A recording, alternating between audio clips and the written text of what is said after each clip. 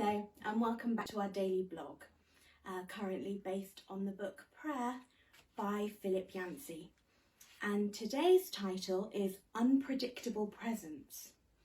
Now, Ian told us the charming story yesterday of seeing God in two different people sharing sweets together. But of course, we all do see God differently. And that can happen because there is a huge difference between us and God. This can appear a challenge as a disproportionate relationship, which can lead to some of us feeling as though God isn't always with us, is invisible, like calling someone on the phone who never answers. This invisibility is particularly felt in times of trouble, when it's so easy to cry out, "God, where are you?" Several times over the course of the pandemic, my little cousin Lewis has asked of myself and Matt, why doesn't God just get rid of the coronavirus? His reasoning is sound enough for a 12-year-old. He's God. He can do anything, so he could just make it disappear. If only life were that simple. But sometimes people do pray these things and then dismiss God when it seems as though the prayers are not answered. It always reminds me of when you're a child and really want a bag of sweets or something and you're told no, but don't really know why and can't yet understand that sometimes you want things but haven't yet discovered that they aren't good for you. But your parents know only too well the effects of too much sugar. I view God in this way. He doesn't necessarily answer prayers in the way that you might want, but that doesn't mean that he's not listening and not answering them. If he just clicked his fingers, or whatever the all-powerful equivalent may be, and got rid of the virus, would we have had the many blessings that we have experienced? Time spent together with our families. So precious in this fast-paced world that we live in. Time to reevaluate our priorities. Look more at how to care for ourselves, for each other, and for the planet that we've been granted to protect.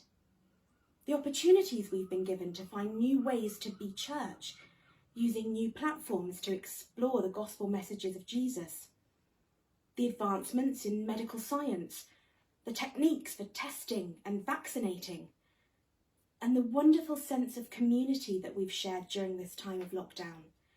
Neighbours checking in on each other, picking up shopping for someone who's been shielding, and just a smile at someone across the road. These may not seem like answered prayers to everyone, but to some people, they really are. In his book, Philip Yancey gives the example of Etty Hillesum, a young Jewish girl who kept a journal during her time in Auschwitz. She wrote of having an uninterrupted dialogue with God.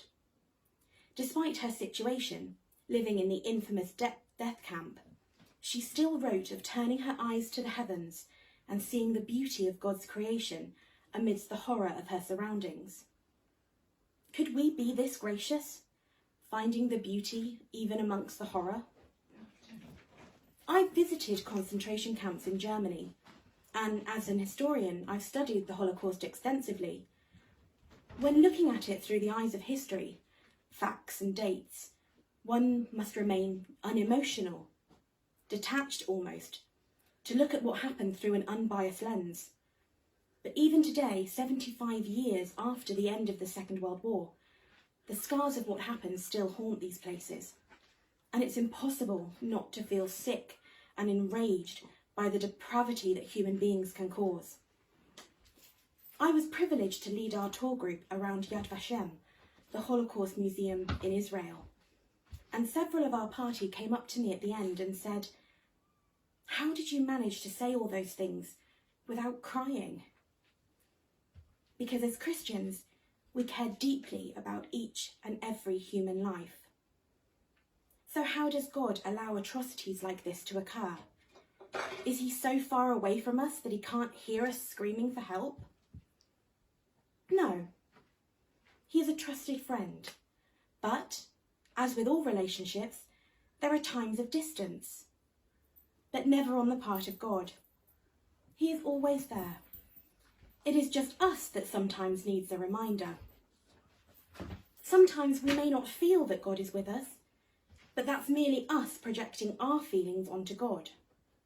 God never leaves us. It is only us who forget to dwell in him. Through prayer, we connect with God's presence, which is around us all the time. He sent his Son to live among us and sends his Spirit to live within us. All we need to do is open our hearts to that Spirit and love. God hears every prayer and knows what is on each of our hearts. He may not always answer prayer in the way we might hope for, but if we look back, we can always see God at work in our lives. If we spend more time in prayer, more time looking for the beauty in God's creation, and it is a beautiful world, and God's presence is in every part of it, the world would be a much happier place. I'll see you all again soon. Goodbye.